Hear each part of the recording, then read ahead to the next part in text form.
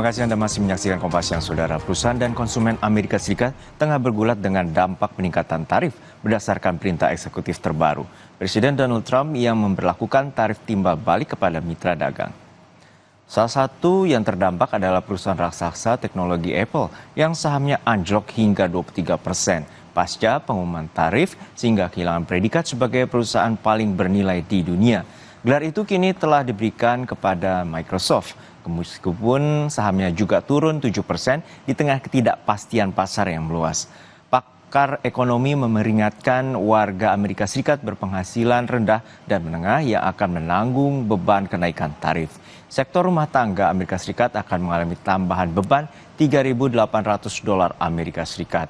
Selain itu, sektor otomotif diperkirakan akan mengalami pukulan yang sangat keras dan menambah $60 miliar Amerika Serikat yang kemungkinan dibebankan kepada para konsumen.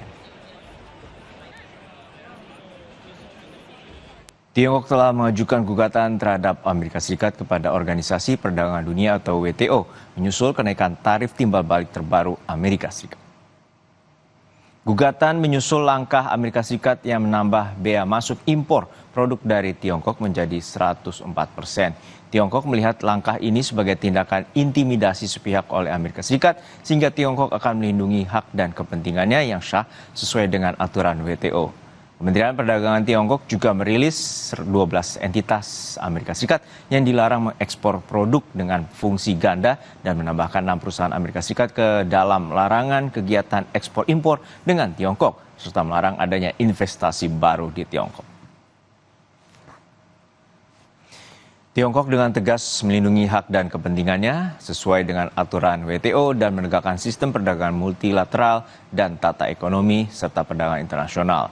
Sebagai balasan atas peningkatan tarif yang diberlakukan Amerika terhadap produk negeri tirai bambu sebesar 104%, Tiongkok langsung membalas Amerika Serikat dengan menerapkan tarif sebesar 84% terhadap barang asal Amerika Serikat.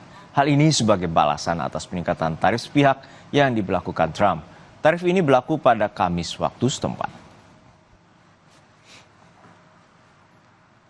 Pemberlakuan tarif tambahan terhadap Tiongkok tidak hanya akan gagal mengurangi defisit perdagangan Amerika Serikat secara keseluruhan, melainkan juga akan menyebabkan meningkatnya biaya impor dan memperlebar defisit lebih jauh.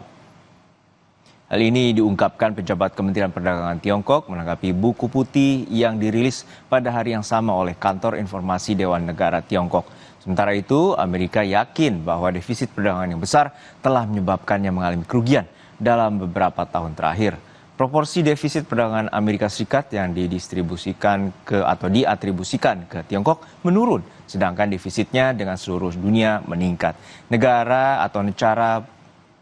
Neraca perdagangan barang antara Tiongkok dan Amerika Serikat merupakan hasil tidak terelakkan dari masalah struktural dalam ekonomi Amerika Serikat dan konsekuensi dari keunggulan komparatif dan pembagian kerja internasional antar kedua negara.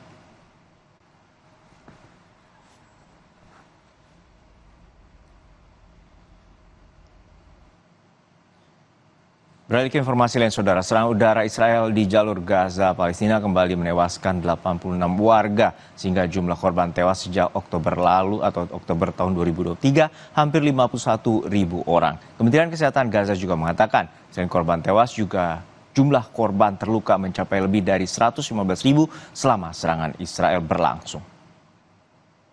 Hingga tanggal 9 April, hampir 51.000 warga Gaza Palestina tewas sejak serangan brutal Israel dilancarkan 7 Oktober 2023 silam. Sementara korban terluka terus berjatuhan, bahkan banyak diantaranya merupakan anak-anak. Sejak 18 Maret, militer Israel menolak melanjutkan gencatan senjata yang sempat berlangsung selama 2 bulan.